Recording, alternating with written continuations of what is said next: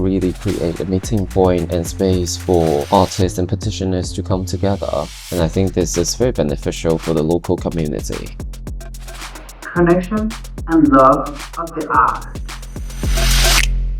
Hong Kong Pact was making a real impact when so many international presenters and audience members reacted so enthusiastically after our showcase.